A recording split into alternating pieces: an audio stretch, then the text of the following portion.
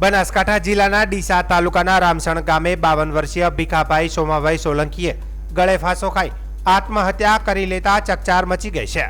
આત્મહત્યા કરતા પહેલા મૃતકે વિડીયો બનાવી સોશિયલ મીડિયા પર વાયરલ કર્યો હોવાની માહિતી પણ સામે આવી હતી।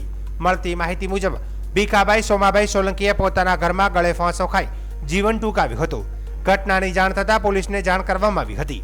પોલીસે ઘટના સ્થળે પહોંચી જરૂરી કાર્યવાહી હાથ ધરી મૃતદેહને પોસ્ટમોર્ટમ માટે ડીસા સિવિલ હોસ્પિટલ ખસેડ્યો હતો। આ બનાવમાં મૃતકે આત્મહત્યા પહેલા બનાવેલો વિડીયો તેમજ ઘરની દિવાલ પર લખેલી કથિત સુસાઇડ નોટ સામે આવી છે। સુસાઇડ નોટમાં મૃતકે પત્ની, દીકરા, દીકરીને વેવાઈના ત્રાસના કારણે મરવા મજબૂર થયાનો ઉલ્લેખ કર્યો હોવાનો દાવો કરવામાં આવ્યો છે। સાથે જ પત્નીના કથિત આડા સંબંધના અંગે પણ સુસાઇડ નોટમાં ઉલ્લેખ કરાયો હોવાનું પણ સામે આવ્યું છે। ઘટનાની જાણ થતાં ડીસા સિવિલ હોસ્પિટલ ખાતે મૃતકના સગા સંબંધીઓ મોટી સંખ્યામાં ઉમટી પડ્યા હતા।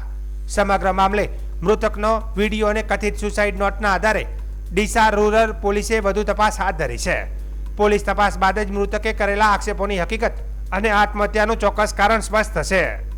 મારું નામ મહેશભાઈ છે ને આજ જે ઘટના ઘટી છે રામસણ ગામના અંદર મારા મામા છે ને એમને આત્મહત્યા કરેલી છે।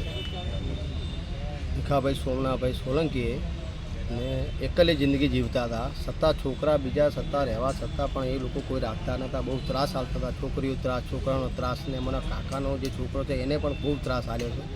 અમદાવાદ પહેલાં રહેતા હતા, અમદાવાદ નોકરી કરતા હતા ને કદાચ ડીસા અમારી પાસે થોડા દાડા રહેતા હતા ને 2 દિવસ માટે રામસણ ગામમાં ગયા। અમારા ગામમાં ખાડાને બાડા પડ્યા હતા, રોડ બંધ અને ખાડાથી અમને ખાડા બીજા પુરાવા ગયા અને 2 દિવસ જો રહેતા ને અમને ત્યાંને કયો અમને આ બધાના શોષણના કારણથી જે આઘાત લાગી ગયો અને આઘાતના કારણે આ પગલું ભર્યું છે એ લોકોના સત્તા પણ એ લોકોના નામ પણ આલ્યા છે, અમને વિડીયો બનાવ્યા છે, એમના નામ આલ્યા છે।